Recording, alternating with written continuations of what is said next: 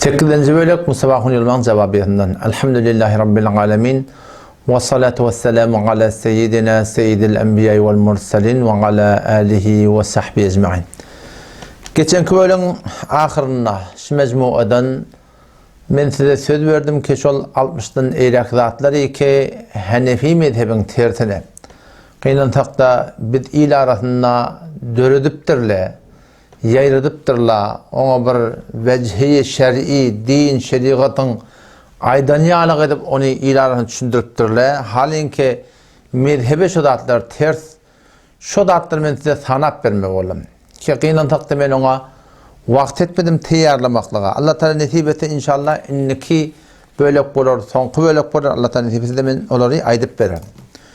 Yöne bu bölükte de Cenab-ı Mustafa Hunyulman öz ağasına bir nesideni vuran töhmetleri var. Şolan bir tane bolsa iki tanesini Allah'tan nasip ettiğini mesela açıklayıp vereyim. Hayatında Müslüman oğlum, men hiçbir adamın abrayını kastetmek niyetim yok. Huday saklasın ondan. Çon hayti bir adamın abrayını, Müslümanın abrayını kastetse Resulullah sallallahu aleyhi ve sellem mübarek sözü var ki Allah tebarek ve teala o adamı öz öyününü rüsva eder deyiptir. Kimi? Bir adamın abrayını kastet dedi. O da Huday saklasın ondan. Yöne gurun şun ütüne. Kıynan takta o da şimecmi olan adını ne mi? Cevabiye değil. Cevabiye diyorlar ne mi? Ağol burada değiliptir, aydılıptır, bir töhmeti vuruluptur, lata bir kovgayı salınıptır, şuna cevap veriliyor. Onun şu da attırı cevap verilmese, o zaman men deyitkandan, düşünügümden bu bir kabılı cebran zat de. Sonra mı cebran edip olacak değil. Ne yaparım hemen o da? Şu ateş camiada muhtelif teyf adamlar var. Ulamalar bir teyf, şehirdarlar var, bağışlarlar var, fermandarlar var. Ulata ol meclise kandi çıkacak olup da çıkıp giderler de var, gidecek olup birerler de var. Şulan hayti biri il arasında hıtmet edecek deyip ilin arasında adı çıkıp da ötürülünne şon şahsiyeti, şon adamçılığı il arasında yalancı belli olsa, ona töhmet kurup veren belli olsa, doğruda adam deyip tanıdılsa, şol adam tanım il arasında şol gödünün yaşını döküp hem gurun verse, hiçbir adamın kefine anlam etmeye Müslümanlar. El cümle ulamaların sinninde Allah Teala bana tevfik verdi. Hulasa biz hem Allah Teala okuduk ve gördük ve şu kun il arasında şeriata ters ne kadar zatlar var. Şudan tersliğimi bile başardığımdan sonra düzeltecek olup uğraşıp getip yani. Vazifeyi ki Huday Teala bilen adamla marahim boynuna koyuptur. Inni şu orada bir meydana gelir. Şun yalak, inim tarihi yalak. Bu başka şuna mengedeş adamlar. Vakti keten şahsiyetini, diyanetini, adamçılığını il arasında seni yalancı deyip ma'rifi etse, aytyan kefi doğurda, ödünün aqide beceriyen, ulukon töhmet ve habibla deyip aydılıp dursalar.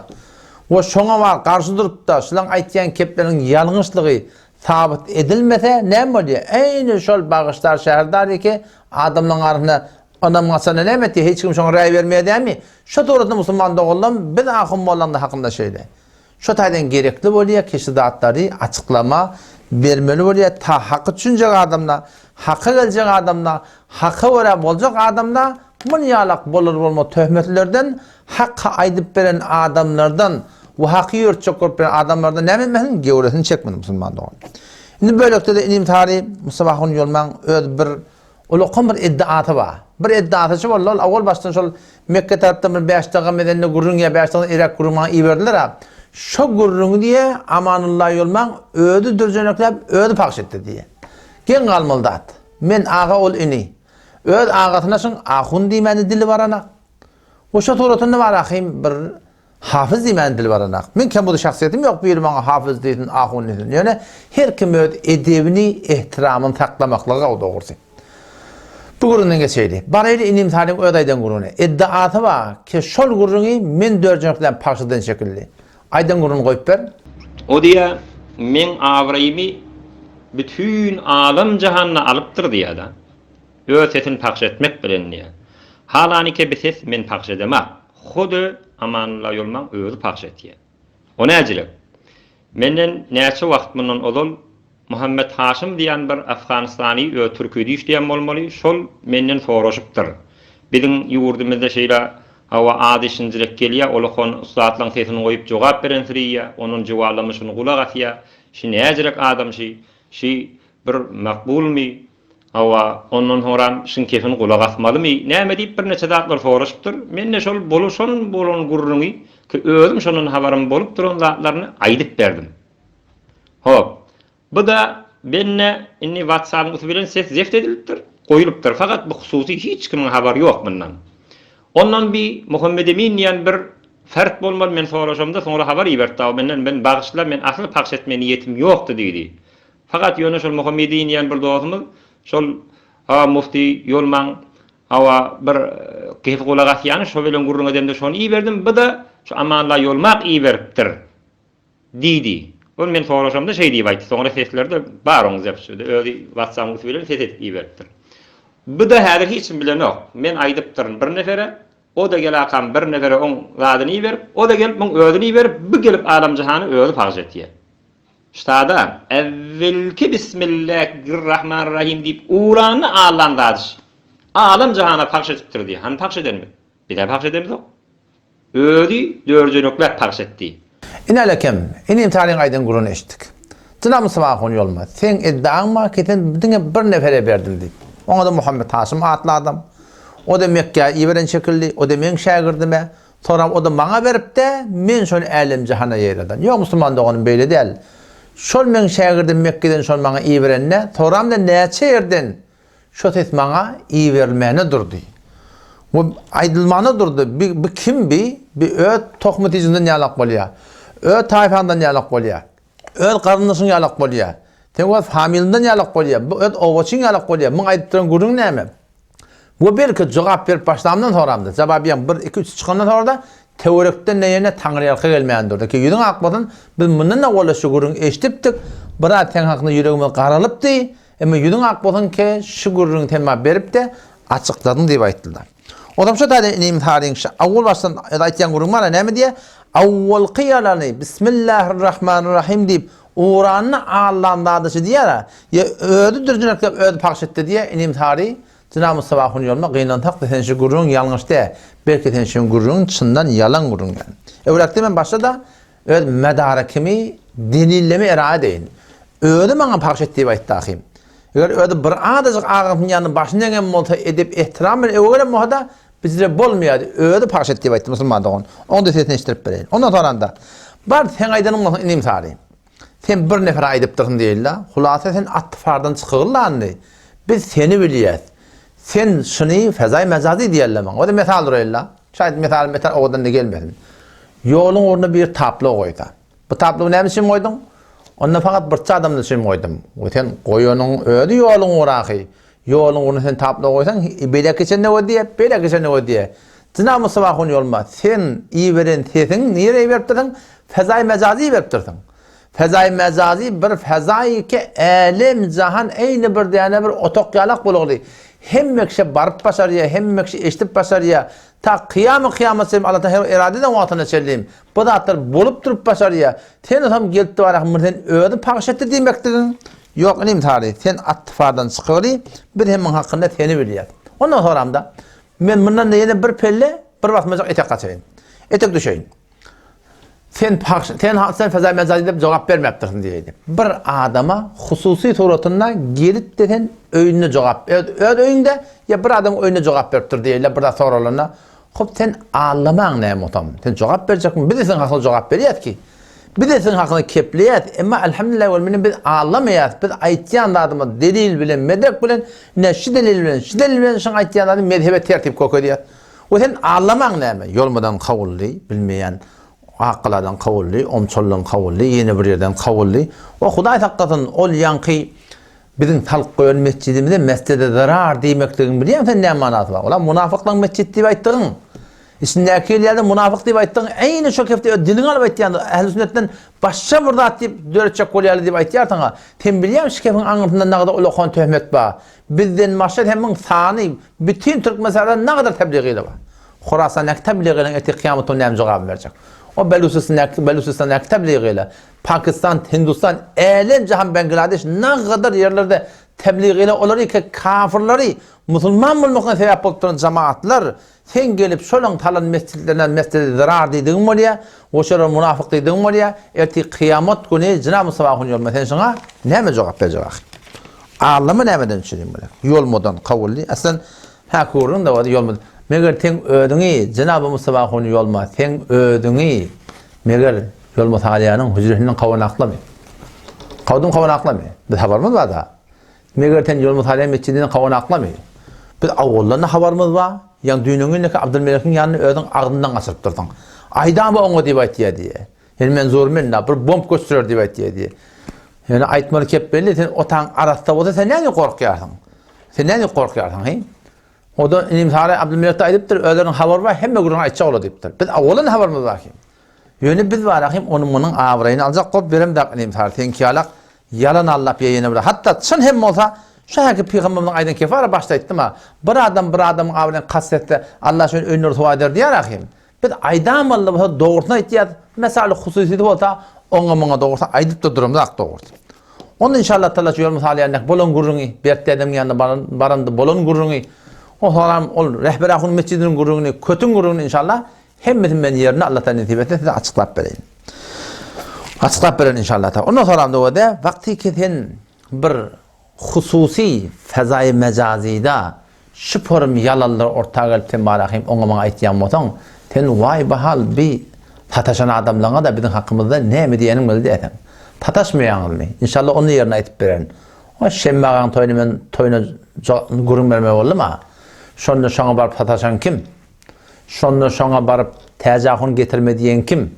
Şonda şona barıp tezahunun aqidat doğurda ahullu bilen taraf bolursan ona getirin deyip aydan kim? Aydılmalı gururuna var inşallah men yerine Allah'tan nitibi aytıp verer.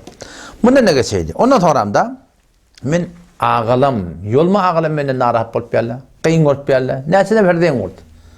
İnim tarihi, ne etik bir oldu, inim bilen, dadın bilen, baba, ağalar, gözünü de döneyim, başına da döneyim. Her neyme de olsa ödün kişi. Doğunu tova yok, oğra ova yok deyiptirler. Şey diyen Türk müyle. Doğunu tova yok, oğra ova yok. Her neyme de ödün ki da. Mesela ödümkü bolurluğu derekli, kalben şunu kavuralım derekli, hanıvadasını kavuralım derekli, muhabbetin bolurluğu derekli, başka adamlardan farkırak men şun hakkında ne ettim, kadam arttım. Başka bir adam şu açın men hakkında fezai mezarida töhmet duranına, kedakına me cevabını deyip bana bölük cevap verip. Ama Mustafa'nın inim hakkında beytmedim. Ne ettim? Doğruca kafına vardım. Fezai mezazin üstünden. Telegram'da ben vardım da şey diptirsin. İnki katayden kefimden mi oldu? Namart bir gözden dedim. Şon kaptanı ağam tarihi mene bilmeni daptırını diyem otamıştık. Tetim ketenlerle diyem otamıştık. Şona mendeş var akıyım, ay eştenim ay daptırın, bırdat diyaptırın deyip, bu da bir yetekli nefenin ardından kalıp da idarına parçada bolmadık otamıştık biliyorsun mu? Onda da ben etek kaytacaktım ki, yok burnunu yel talıp barakayım, kaytam sana barakayım, bir başıngadır bir cevap bile gen alıyordun. Öğda itti ahi. Neyme dedi? Öğdayden kim işte eştireyin. Öğda itti. Tendo neyme dedi? İnsta diyantan şebeke kelimeli pakşettiydi ahi. Arada ne kadar gurunur etti. Koyup başa gurunu, Müslüman da oğlum eşsin. O da etip bilyanca işin da, o pakir başta neyme elinden iş geliyorsun? Etip bilyan işin şol, fakat milleti bir iki tane ahun yazdini rivaz etip duran adamın iyilinden kepledip de sevdirip de häzir sen iyiliğin ötüşýärli biri geldi ýanyma pakir alham bilen okutdy, olar alham uğrat häzir namaz fasit bolýar. He wor Hanefi mezhep gitdi, Munyatul Musallin okut olara. Keydani okut. Hawa Fiqhul Muqtadin okut. Häzir sen aqide bilmenden gelip özüň aqide ýazajak bolýandyr. Instagram diýen sana barda şebeke kelameden gyýyr birdi. Sen o dağlardan adam gorkutma. Instagram diýen sana barda şebeke kelameden gyýyr birdi. Sen o dağlardan adam gorkutma. Instagram diýen sana barda şebeke kelameden gyýyr birdi. Sen o dağlardan adam gorkutma. İnelekem, eşittin değil mi? 200 sarap öwrülen diýip aýtdym. Eýni şöýet aýdynja gurun değil mi? Ödünün berendisi orada. Otam şu taýdan marahim men ağa bolup ağalam inimke kulak attım. İnni bolup ağamın kulak atana. Birazcık edip ihtiram bilen berhurda mata Men bu forum berhord etmerdim. Onun şatadan bismillah deyip avvalla alandadı şey kimin alayanı belli oldu değil mi? Dördünöklep öz pakşetti diye değil mi? Kimin pakşedildiği, kimin pakşet deyip değildiğinin, kimin doğruluğu ya yalanlığı belli oldu değil mi? Yani bu tarafa belli oldu. Kalalarını belli edersin inşallah. Ondan sonra gen kalmadı. Gen kalmadı. Töhmet uğrayan ölüleri, pakşet diyen ölüleri, elem cihana yaratlayan ölüleri, manka yeni ganimet ki. Bunlardan bana bir de var Yahudi diyen de var, Muzdur diyen de var, dinini pula satan diyen de var, din medhebi marahim dünya satan diyen de var. Ağzına bir kepler alıyor, aslında marahim eşteriyalak da yani. Mınka yeni olan kaptanlığa yeni ganimet. Şu sıra töhmet uğra. Biz bilen kaptanlığa inimiz hari, Cenab-ı Mustafa'nın yolma, yeni bırak, tiyde hormat bilen, tağırtıyı tırısılan ola kollarının ağını tutmak için biz forum edip ihtiramın berhord ediyat. Ama bile gelip barak şu forum kıyınadak da biri iyinin arasında bilmeyen, ulamalarından kepleyen, ihtilaf dörtleyen, ulamaların adavrayınlayan, yeni bırak diyen ma iyil arasında marifi etmeli. Gen almalat değil mi? Töhmet duruyan bula, o zaman bula danışment boruya, ilmata boruya, bilmeyen marahim, Türk mesela akidesinin marahim ustadı boruya, muftiye, azami Türk mesela boruya, yok lakaplar ölüründe akıyarlar. Bir tane edip ihtiramın cevap verimde, bir başka burada edip ilarına marifet çek oluyorlar. Yani her nemmetten de inşallah oğul ahirallah doğru odur Müslüman doğruluğum ilgili adar deyiptir. Yeni bir tarihin ağın elinden neyme geleceğini bileceğini, gelmeyen bilecek olsam ağın bir adam değil. Ağın bir cemaatın adamdır. Elhamdülillah ağın Hanefi mezhebin adamdır. Elhamdülillah vel minne bizim alıp barayan tertibindeki diyubendi değil ya. Şimdi bizim alıp barayan tertibinde Hudaýa köp şükür 20'den eýrek adamlar bizim ustadlarımızdan, ulamalarımızdan gömülenine şolan kabırlarından hoşbuyu çıkıp alem cihana şolan keramatları belli olan adamlar elhamdülillah vel minne. Bizim alıp barayan sürgünümüz şöyle bir nuraniyet ba, şöyle bir kavluk ba, şöyle bir düzgünçe elhamdülillah ki köp kafir Müslüman oldu. Hatta bir sebebi ki şu korona deyip alem cihanına girmeliler, çıkmeliler, daran diyerin edip o yurttan gitmeliler ettiler. Bir sebebi şimdi tehlilgerler ne mi deyip aytıyarlar biliyor musun? İslam'ın, Müslümançılığın ötüp barşı kafirler biçare edip ne edeceğini bilmeyeni şeyle bir zatlarını şu hukumarak ne ettiler? Peydalantılar diye. Doğru korona Allah Teala'nın iyi veren derdi. Onun gururum yok mu? Onun imanım var. La havle ve la kuvvete illa billah. Vel kaderi hayrihi ve şerrihi minallahi teala. Allah aslemete hesap olmuyor. Ama kafirler şu koronadan şunun bahane karar ver. Avval cemaat tebliğ ediyorlar o yurttan. Ne kadar kafir yurtların içinde mescitlerin becerikli Müslüman olmaktan sebep oldu. Şoladasın bahane karar ver. Palakın kıynatak da İslam'ın pişleftinden korkup durdu. O zaman şu taydan doğru odur ilgili adar diye şibidin alıp barayan tertibinde doğruluk bololluğu derekli, düzgünlük bololluğu derekli, nuraniyet bololluğu derekli, maqbuliyet bololluğu derekli barahim elhamdülillahi vel minne şüpherin bereketler dağıttığı kavuluklar göde görünüp dururlar. Tenelikin Khurasan'a var, diyanatını var. Suvayar'da palçıkta vardır. Medine-i Münevvere'de de Peygamber ümmetine münafıklamış ama bar gör olan diyanatını var, Türkmenistan'ın diyanatını var. Belusistan'ın diyanatını var, Türkmenistan'ın diyanatını var. Ne mi deyip şeyler olmalı? Doğru odur deyiptir köylüler, egri adar deyiptir Müslüman doğru. Şu parmur Allah Teala bize avdan düzgün verir. Ama Cenab-ı Mustafa'nın yolma. Siz şu kun ona Vehhabi deyip men köp ulamalar vallahi tamamen ömür gururumda ettim. Köp ulamalar Türk meselede bize hem akide. Ama siz ona Vehhabi demeklik bilen kıyınan hakkı Türk meselede kan hidayetlerden kıyınan hakkı var ki siz mehrum edildi. Milleti yola salma dursun. Millet hidayet etme dursun, milleti doğurduğunu salma dursun, siz henüz öz moğollarını düzebileniz. Öz moğolları.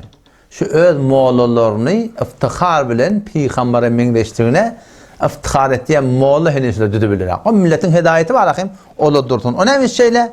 Bellice vurunda. Doğru odur, egri adar deyip Türkmen biliyor musun? Sizin eğer alıp barayan tertibiniz doğru mu olsa, siz Türkmen sarada diyanatın ötmöklüğüne sebep bolurdunuz. Han hecabımız, han namusumuz, han zavallımız, han mescitliğimin doğruluğu, han haya, han şerim, şidatlar ne edip aradan gitti? Şidatların aradan gidelerinin olukan illeti var akım, sizin alıp barayan düdüğünün diyanat taydan var akım, olukan bir egirliği var Müslüman'da oğlum. Siz Hanefi mezhebi diyersiniz ki, siz biliyorsunuz, amal etmeyersiniz, biliyorsunuz, aytmeyersiniz, biliyorsunuz, basılıyorsunuz. İlahi bir gururun o da. ay, 40, 100, yılı Cenab-ı Mustafa'nın yolma tenşin bilyartın şun hukmi ya haram ya haram hukmunlaş. Yolma talayanın adamların köpsü bilye tenşine barmayartın. Bartan da hey oran kıyın barmaklığın. Ne barmayartın? Tenşin doğru değerliğini bilip barmayartın da. Sen doğru değerliğini bilip duramasan ne aytmayartın? Ne hakikat halka aytmayartın? Aytsan ne mi diyorsun? Sen aytsan aynı ağın yalak koyartın. Şunun için sen aytmayartın. Ol ağın bana katsan dedim. Elbette dedim oğlu. Şu da seni tin edip bara. On tin ettiğin namını şu barmayarlığını görüyen ha. Ganimet masa savul kayıt diye. Şu da sen barmayarlığını görüp senin torca kopya diye. Sen şuna ne mi cevap verecek şundan? Sen eğer Huday tar erti kıyametin sorsan ne mi cevap vermeli? Kesin bilip durduğunu batırıp durduğunu. Sen buradan biliyorsun, hakikati biliyorsun. Ne deyip adından, avrayından, muğyatından, yine buradan korkup idarasından şidaten aytmıyorsun. O zaman vakti ki sen iyiyen dağdın, millete idiriyen dağdın. Haram olsa, haramın hukmunda olsa millet ne yapalım düzgün tapmalı. Millet ne yapalım hidayet tapmalı. Milletin düzelmeyelerinin elleti şey. Sebebi şu Müslümanlık oldu. Türkmen tereke millette, Türkmen kavim millet, esaletli millet, edermen millet, kaydatlı millet, mihman tüyer millet, bizlerde ken kavuluklar var. Emma bizim loğmamız doğru olmadığı direkli hem yerde deyip aydamak. Elinde hakkani ulamalar var. Başarıdan aydıp berle, dehme çek berleken. Emma şim Cenab-ı Mustafa'nın yolman, şu tiyirginde ona vehhabi deyip berle, şılı kıyınantak da mezhebe durman var ahim, millete var ahim, şu forum loğmasını haraptadılar. O şu tebep bol var ahim, milleti Türk mesara var ahim, dinle, diyanatta, hecapta, yine burada hatta, alıp bariyan türünden yalıptı var ahim, ne mi? Kavuşamaklarına sebep bolly. O zaman vakti ki siz iyiyen dadınız, idiriyen dadınız şeriata şu form ters olsa, siz ne yaparım adamı hidayet edecekmişsiniz? Ne yaparım sizin aytdiyen kimin yüreği batmalı? Ol haram ekdi ki haram. Öye gelti rahmet ferişte çıkıya, onsuz halal deyip öye saldınız. Onsuz bereket getiriyen ettiniz. Türkmenin namıtıkı yüzü örtülü olmalı. On yüzün örtülüsünü ayırıp şah başak heleylere, siz var akım mescitte, hücrede yeni bir hatta ders verip vehhabiyetimiz tanışacak deyip Türkmenin tım tıkıl olup gelen anıdan ayarlı olmanın eksiz suratın filmini alıp alem cihana şu form yayladım şu suratında haram musiqini öd hücrelerinin tarafından bana filmlerin üstünde vurup şu doğrultuda ilahına pakış edip Cenab-ı Mustafa'nın yolma şu egirlikle bilen ne yapar malahim doğruluk gelmeli. Doğru olur egri adar. Sizinki de şu egirlikler bololluğu direkli kıyınan takta barahim siz öddaş tövrendekileri ken egirliği eltirli. Sen biliyorsun da. Sen biliyorsun. Sen şuradan doğrularını biliyorsun. Ne de ilah etmiyorsun? Kur'an'da 159. ayet. 174. ayet. Sure Bakara'dan sen barda gözde Allah tebarek ve teala aydıptır. İnnellezîne yektumûne bişek ulemaları ki basriyarlar. Ne mi basriyarlar? Burada hakikat bilyeli de oğul. Bilip durup basriyarlar diye Allah Teala. Allah da şunun hakkında ne bilip durur? Ulaike yel'anuhumullah. Allah lanet eden ulemalar şu diye. Ve yeşterûne bihi temenen kalîle. Aytmaya ne bilin çürüyüm? Dünyanın mal metahının edinle, dünyanın adının avrayının edinle. Allah Teala şunun hakkında ulaike ma ye'kulûne fî butûnihim illen nar. O diye deyip duruşalara. O zaman vakti ki sizin iyi adamın ot boza. O taraftan bilip de aytman olsun, batıryarsın. Batırmakta Allah Teala lanet etse sinyen mi olsa ki ben edemek Kur'an'a edip du. İşte da Cenab-ı Mustafa'nın yolma sizin üstünüzden hidayet ilarasında nereden gelmeli? Ama elhamdülillah vel minne bar birin tertibimiz koyduk. Huday Teala ne kadar kavlu koyuptur ki şuna ne kadar ha hidayetler yeti. Sen eğer var akım sizin önünde ne yapacak diye bakyan sen gel 6 ay 1 yıl bizim ihtiyarımıza koyun. Yolma Teala'nın mescidini bizim ihtiyarımıza koy. Cımmatın bizim ihtiyarımıza koy. Sen o zaman akım mescitten doğrusunu görüyorsun. Oğlanlar mana iftihar bilen taqqalı koyuşunu görüyorsun. Denarlam iftihar bilen yüzün örtüşünü görüyorsun. Muhtat oğlunun tövbesini görüyorsun. Mescitten doğrusunu görüyorsun. Adamın düzelsini görüyorsun sen. Ne mi deyip? Çünkü düzgün doğru. Doğru odar igradır deyip Müslüman doğan. Yürekten söz çıkmasa yüreğe batmaya. Vakti ki men gurrum bölümde Hudaya oraya olmalı desem. Peygamber'e oraya olmalı desem. Bilip durup da batırsam. O tarafta Allah'tan lanetimin başıma olsa. Allah'ın laneti olsun başına oturan adamın kefi yürekte oturur Müslüman doğan. Bizim düzgünümüzü bodan dağıtlaşılar. Havalim tarihi doğrudur etyanım. Men şagirdlerimde içinde alham bilmeyen bağdır. Bir de öğret çok öğretmeyat ki. Ona 35 yıl sizin yılında etti şu. Siz ne mi öğrettiniz sonra? 35 yıl sizin yılında etti. Sizin adam yanında. Siz ne mi öğrettiniz sonra? Bir de yine olsa bir yıl yarım mının yanımda geldi. Elhamdülillah Peygamber olsun meni de ettik Allah tevfik koyup. Hudağa şükür tevfikin basılman etpeye Peygamber meni de olacak deyip. Bedgıtları koşulman etpeye. Bir ovu bilen taraf bort etpeye. Bir ovu bilen. Bir de elhamdülillah bir yıl ileride şu bir şuna şahsiyet Allah tevfik koyup becerdik. Siz 35 yılın senesi nimetten olun. Garip oğlun, eldar oğlun, karı göre oğlun, inçeme genli vakiyat, eli yetenek, şu cümle bana deyin oldu. Ama Allah'ım şey safağım doğru değil, neyme deyin şimdi. Ben ne dedim, bar Nurettin'e vaxt alıydım. Öğlen motan, ikindi motan yatayım, vaxt alağa ben avursan safağım doğru, sana Kur'an okuyman doğru dedim. Sonra vaxt alıydım. Onun şataydan, inim tarihi, siz neyme ettiniz, 35 yıl sizin geldi demiştik. Bizden iradalıyam, bizden iradanın ayıbı yok, bizden iratsız değerli, bizde de irat var, bizim cemaatinde irat var. Yönevde eğer tafaktan iradalma olsa, yol masalem mescitlerin barda adamlarından tafakını doğra. Tamam mescitten de barda tafakını doğran. Şun %70'nin tafağı doğurdu. Kim doğrulamalı? Siz doğrulamalı. Siz defa Vehhabiyet tanıyattan. Ona bana Vehhabi deyip bakayım, öz milletinden küllesin kafıl oluyor. Oban o çetinden geçin, gittin soran. Bir oban bir tırılına soran kaydın. Dini yol masalı yanında de. Hem obalardan bardan soran. La ilahe illallah Muhammed Resulullah diye bayittiği neyme deydi. Manatı neyme? O da ne adam biliyor? Ne adam biliyor? Otam şu taydan tenger bu hukumatın şagirdin tafağında irat var, iratsız değildir, doğru etken. Sizin mescidlerinizde, hücrelerinizde size icazet edin, mescid alayını, size bizim mescidini ammar ettirdiniz. Siz ki hücret almak o da dursun ki yani. Siz elinde mescid, elinde zımma, elinde cemaat, hemmelat ödeninizde hücreniz var şu da. Hemmelat ödeninizde var. Bar mescidindeki adam tafaklarını sonra ne adamın tafağı doğru %70'ninki var Müslüman doğan kıyınan hatta yalnız olmuş. Otam şu taydan yani şu böyle kurunda şu kadar menbesinde deyin, enim tarihin şu avvallan aydan kuruma rakı. Kamana şey neyme diye, aydan kurunu yamaşamır okuyup vereyin. Avval kıyalanı Bismillahirrahmanirrahim de uğranına Allah'ın dadı şey öldürücülükle pakşetti diye ya Müslüman doğan. Senin aytlayan kurun şu hakkında %100 yalan kurun. Ondan sonra da sen ödün neyme deydin? Öd aydan kurun. Yamaşan şu bir köyle koyup ver şunu. Instagram diyen sana barda şebeke kelameden kıyır birdi.